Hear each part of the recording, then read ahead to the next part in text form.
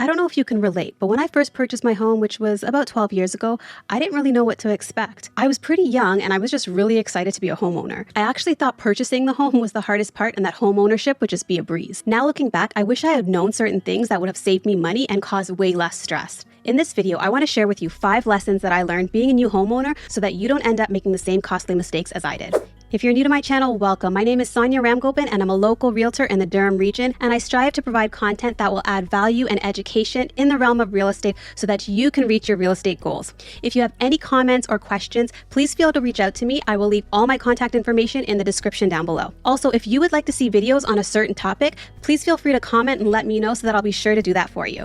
One of the things I wish I knew right from the start was how much money you can actually save by owning your water heater rather than renting it. Most of the time, purchasing a home is a long-term investment, and if you plan on staying in that current home for at least 3 to 4 years, you actually benefit more from owning the water heater rather than renting it. I learned the hard way. I actually rented my water heater for a long period of time until I found out how much I could have been saving, and with the amount that I paid in rent, I could have actually purchased probably 3 water heaters by this time. Another bonus for owning your water heater rather than renting it is that it adds value to your home. I know there might be concerns about what if I need repairs if I own my water heater, who's going to take care of the cost?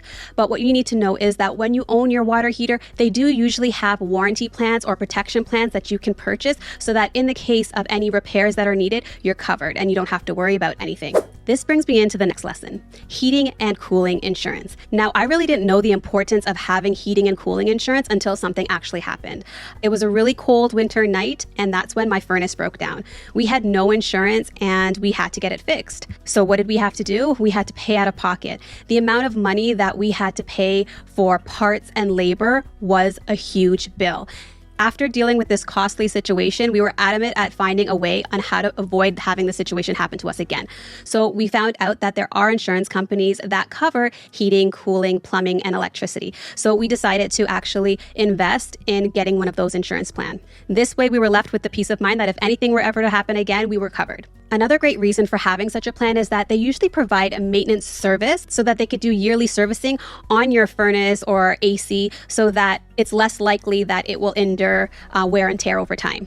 The next lesson I want to share with you is on the topic of duct cleaning. Now, I didn't really know how important it was to clean your ducts. I actually didn't even know that that was something that needed to be done when you own a home. And it was only until I actually started getting calls from duct cleaning companies that I knew it was a thing. So I started to look up for companies that were affordable to actually clean out our ducts. So we did that for about 2 years ago until one year our allergies started to become really, really bad, and we decided, okay, maybe we should have the ducts clean again. We started to look up other companies that were providing the same services, and what drew me to one type of company is the fact that they were able to actually put cameras into the ducts and show us before and after footage of the ducts. So we thought, okay, maybe let's try out a new company to see if it makes any difference. And lo and behold, it did.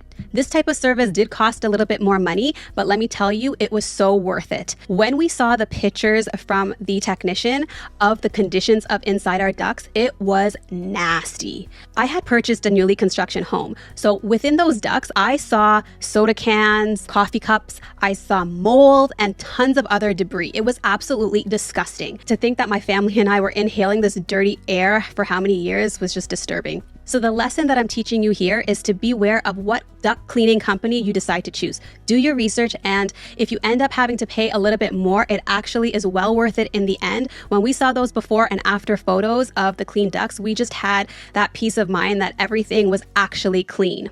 This brings me into my next point, finding a contractor. Now, just like the duct cleaning, I ended up looking for a more affordable contractor to do some landscaping work on our home. And I was trying to save money here and there just because as a new homeowner, we already were incurring so much expense. So I ended up finding a contractor that was a bit on the cheaper side, and the work just took forever to complete and really wasn't done to my liking. I actually ended up having to hire another company to finish off the work. So I actually ended up paying quite a bit more in the long run. So I didn't end up saving at all. So from this experience, I want to share with you that it is so important to do your research when you're looking for a contractor to do any type of work on your property. It really does make a difference to read those reviews and even get referrals from family or friends that you trust so that you know who you're actually getting to do the work and it's going to be done proper. Final lesson that I thought that was important to share with you today is to think long term when you're going about looking for your first home. What I mean by this is I was pretty young when I purchased my first home. I was just newly engaged and it was just me and my partner.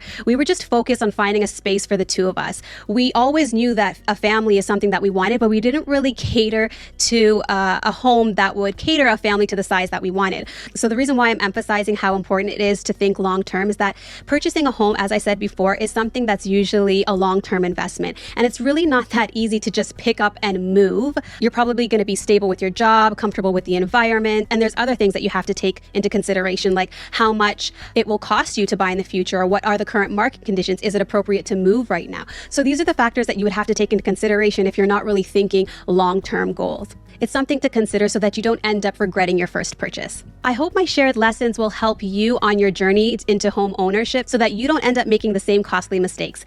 Thank you for watching, and I'll see you in the next video.